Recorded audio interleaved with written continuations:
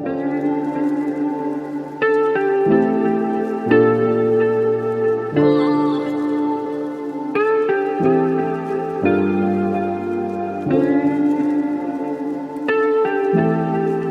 and welcome to Understanding Black Britain.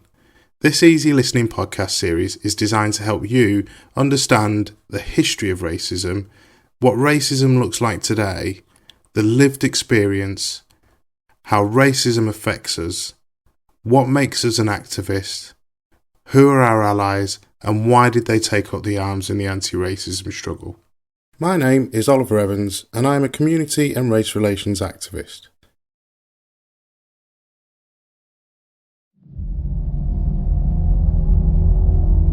There was an idea to bring together a group of remarkable people, to see if we could become something more. So when they needed us, we could fight the battles that they never could. Episode 3. The Lived Experience. In this episode, we're going to look at how lived experience plays a huge and vital part in bringing inclusion to equality and diversity.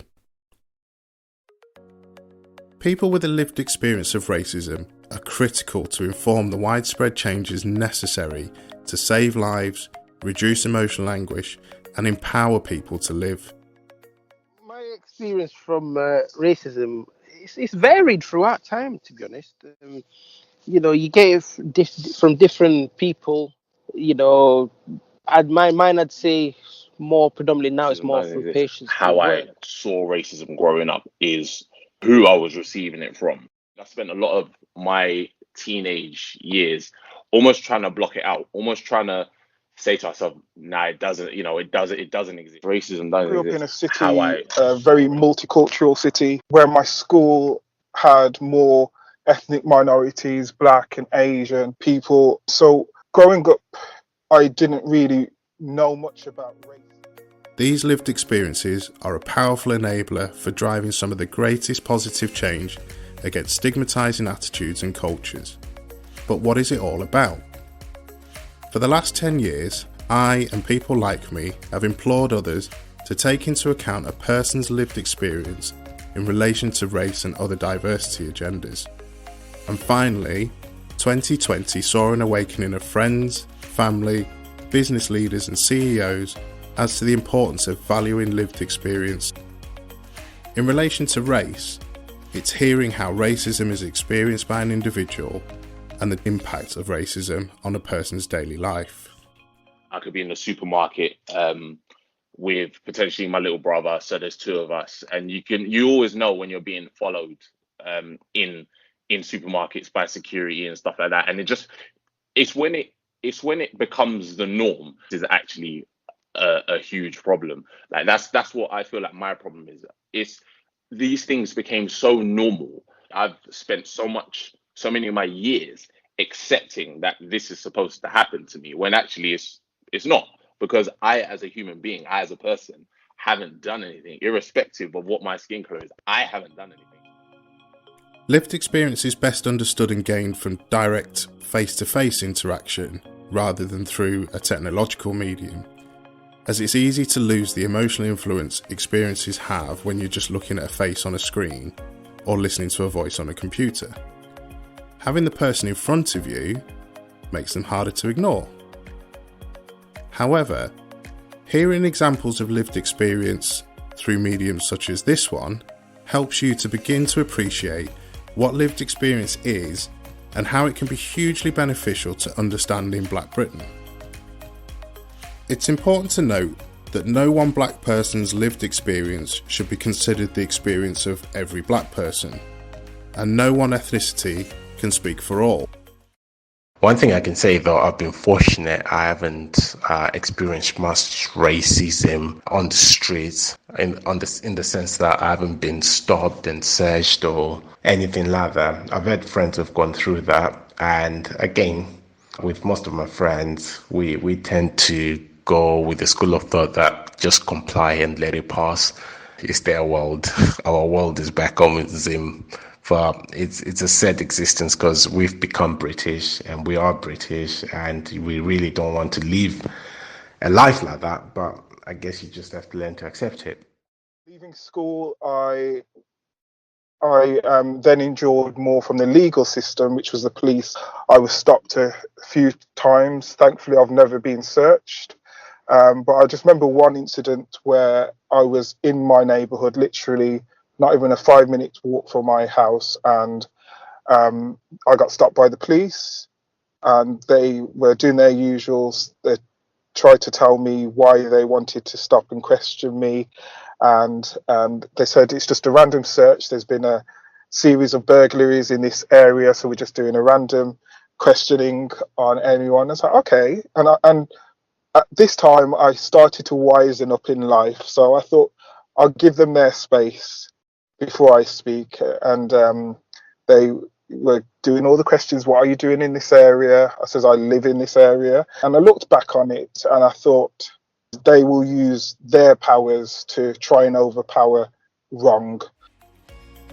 If you're going to undertake listening and learning through shared experiences, you need to have a proportionate and varied amount of experiences to understand the common themes. But also to have in the back of your head at all times that the experience they've just shared with you is absolutely not the worst one they have.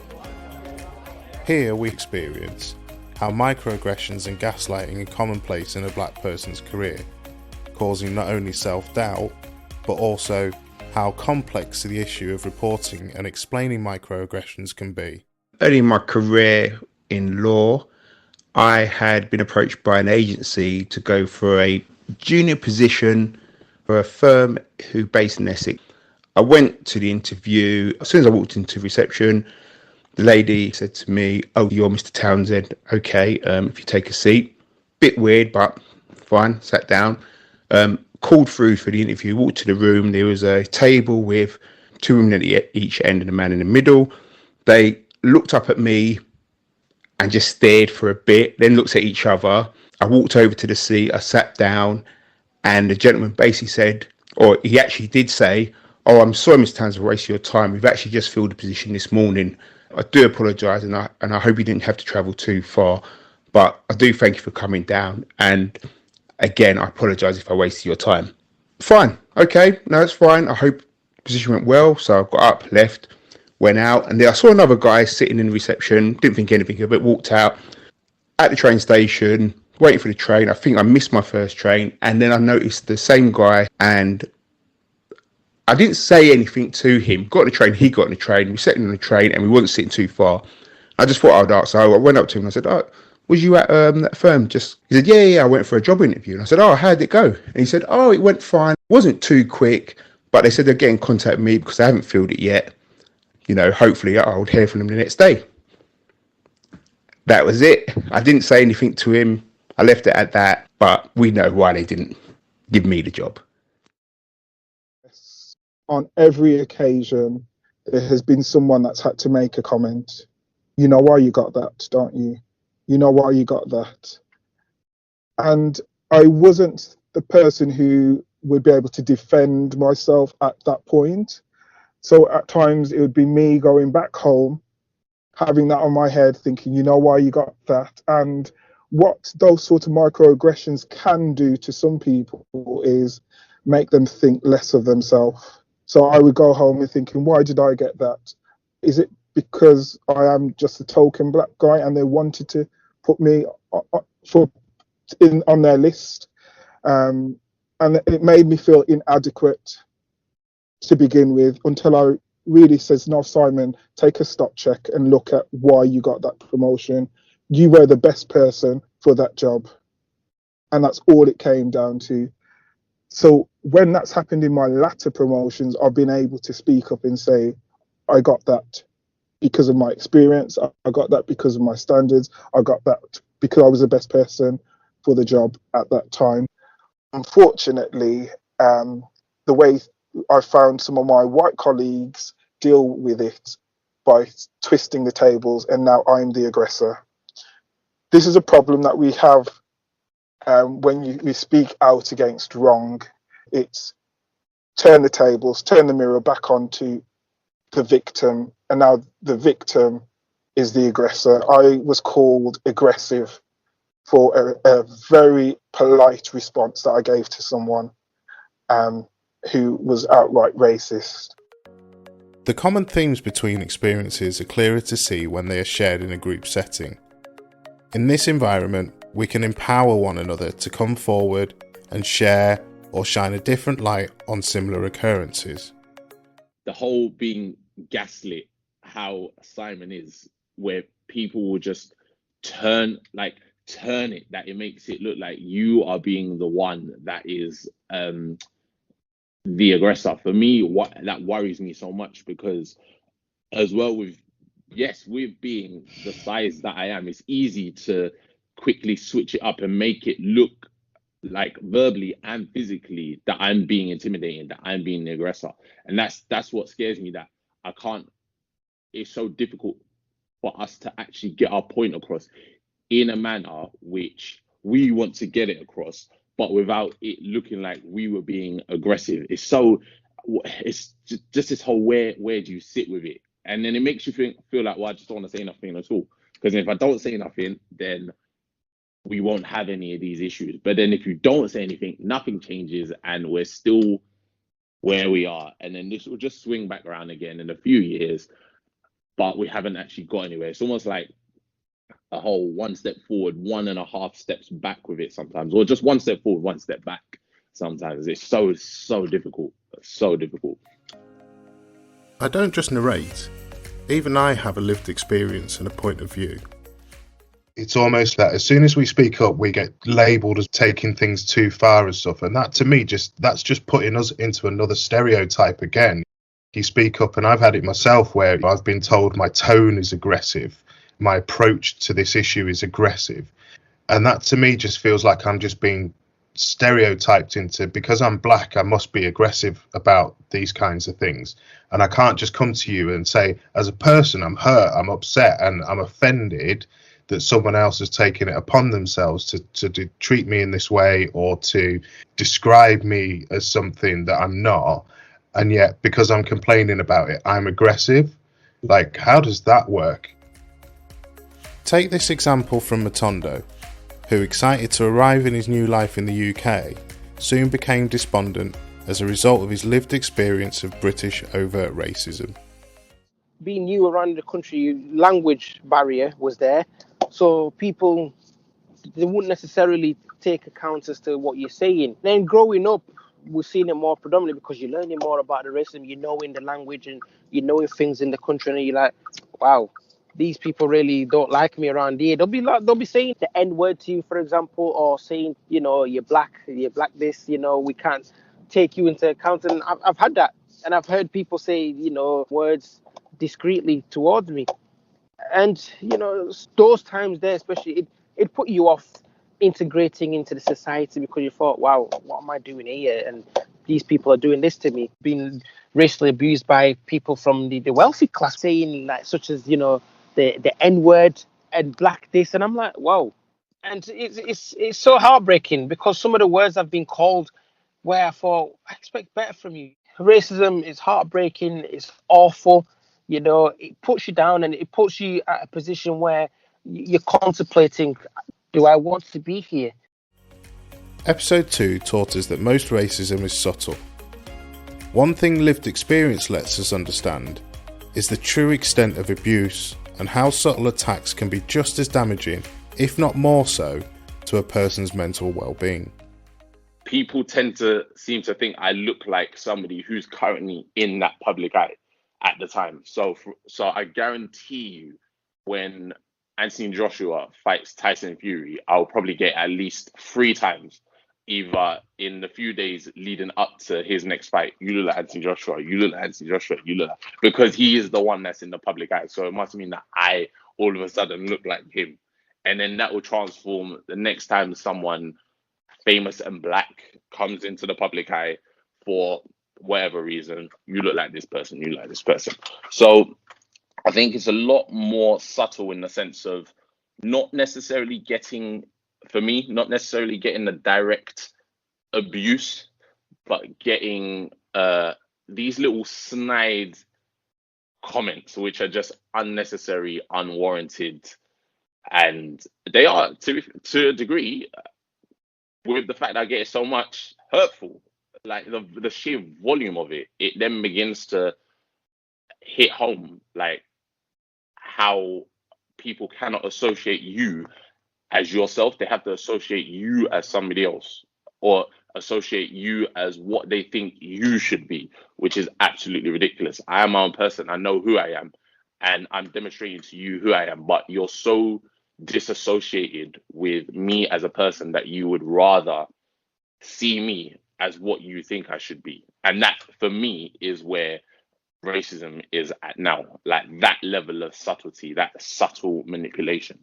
So yeah, that's what I'm experiencing these days.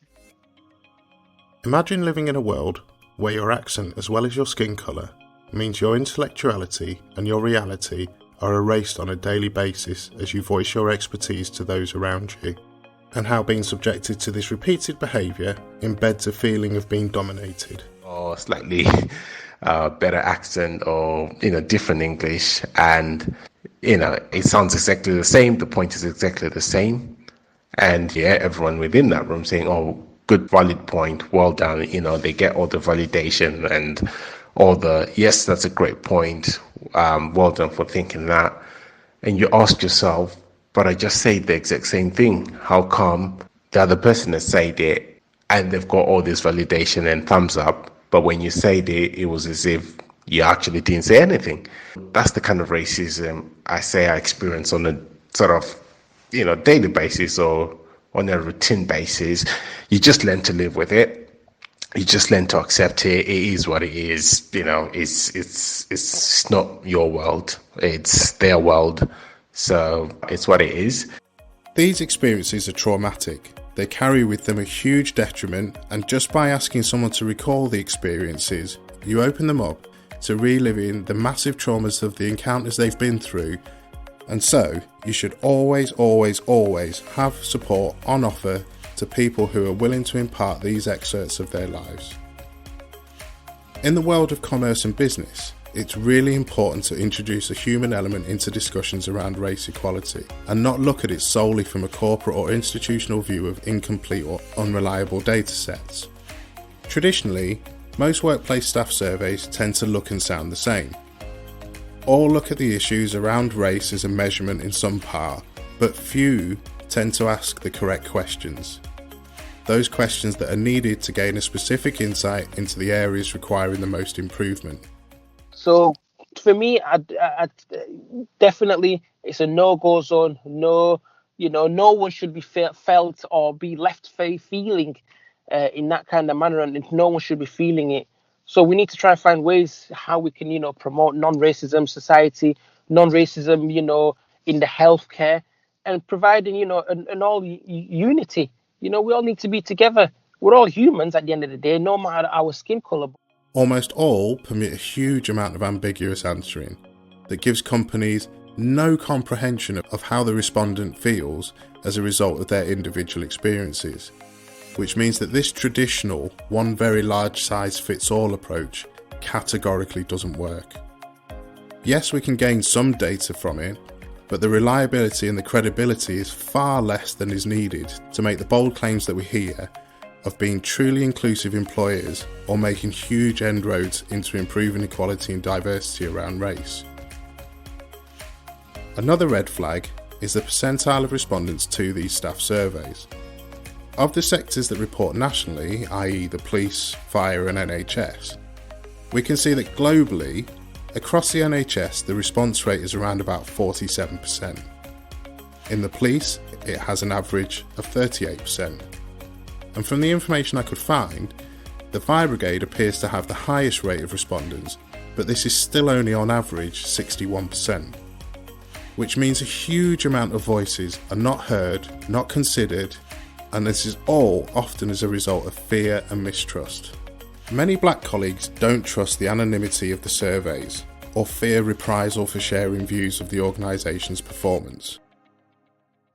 My sort of mentality on, like, I completely I completely agree with regards to the whole, well, I don't know if what I say in this space where you listen to what I'm going to say, I don't know how this is going to be spun or used potentially out of context where I'm not there, kind of thing, and what sort of comeback or ramification is going to come from it. And I think that goes with a lot of things in general. That's why people don't want to do staff surveys. That's why people don't want to get involved. We're happy to sit and moan about stuff, but then when it comes to actually discussing it with somebody who may potentially be able to make a change, we just don't do it because we're like, oh, I don't know, because this could land me in hot water here. These mistrust and fear factors single-handedly reduce the reliability of data we see shared in surveys.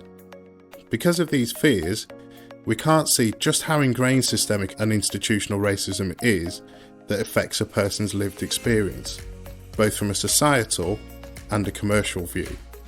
That's not to say that if we improved the response, it would all be doom and gloom.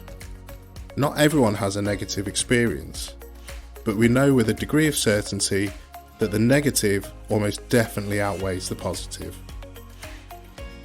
So we need to be seriously asking, what about the greater than 50%? What is it that we don't know that they have to say?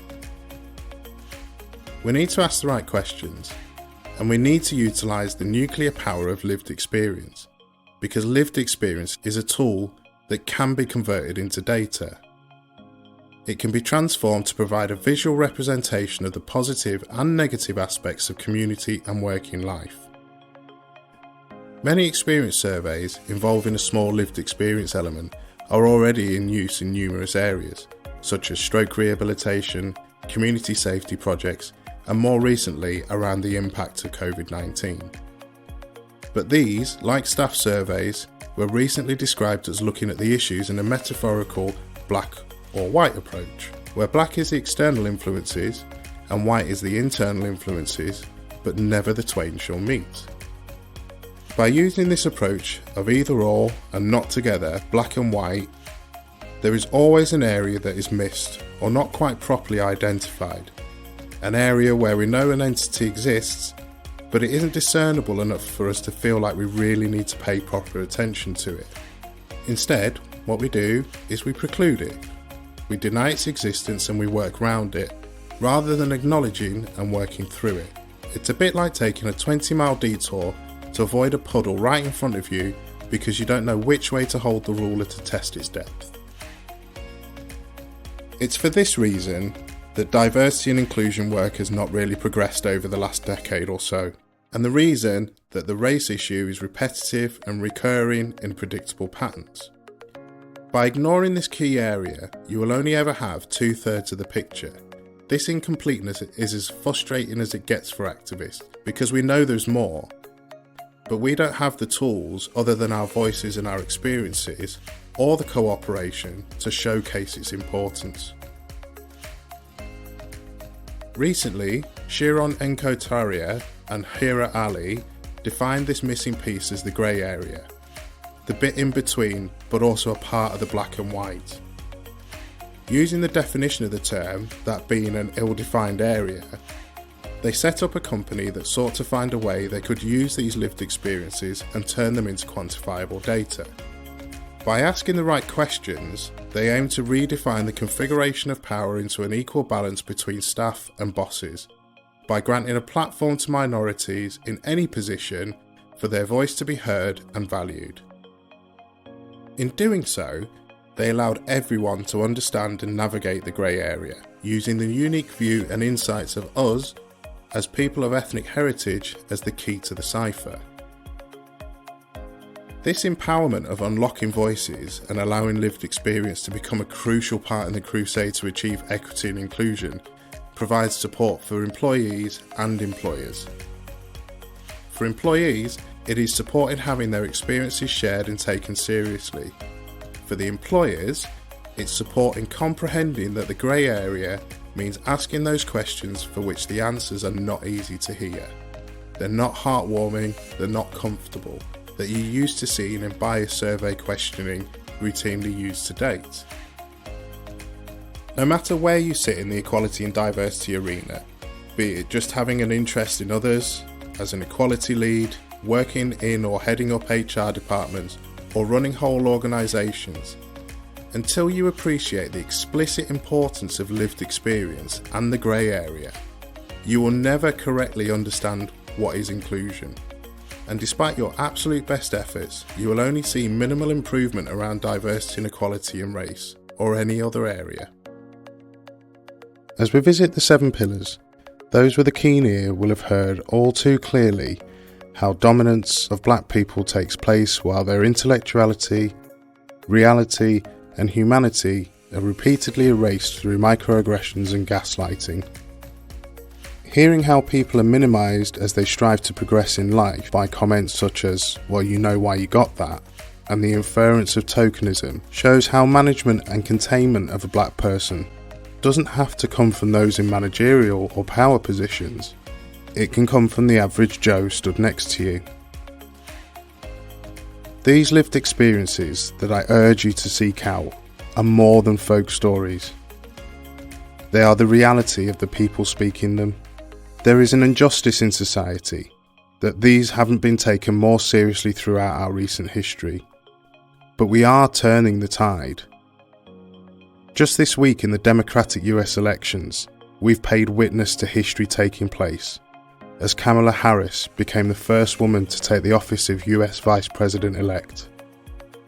But more importantly, the first black woman of African and Indian heritage to do so. It took 200 years for the US to achieve this kind of inclusion, but they did it. They found justice in democracy. It doesn't erode the unfortunate pasts, but it symbolises a new way forward, that from you and I, as Seamus Heaney wrote, justice can rise up and hope and history rhyme. Human beings suffer. They torture one another. They get hurt and get hard. No poem or play or song can fully right the wrong inflicted and endured. History says, don't hope on this side of the grave. But then, once in a lifetime, the longed-for tidal wave of justice can rise up, and hope and history rhyme. So hope for a great sea change on the far side of revenge. Believe that a further shore is reachable from here. Believe in miracles and healing wells. Call miracles self-healing and utter self-revealing, double take of feeling. If there is a fire in the mountain or lightning in a storm and God speaks from the sky, that means someone is hearing the outcry and the birth cry of a new life at its turn. It means once in a lifetime that justice can rise up and hope and history rhyme. Join me for episode 4, How Racism Affects Us.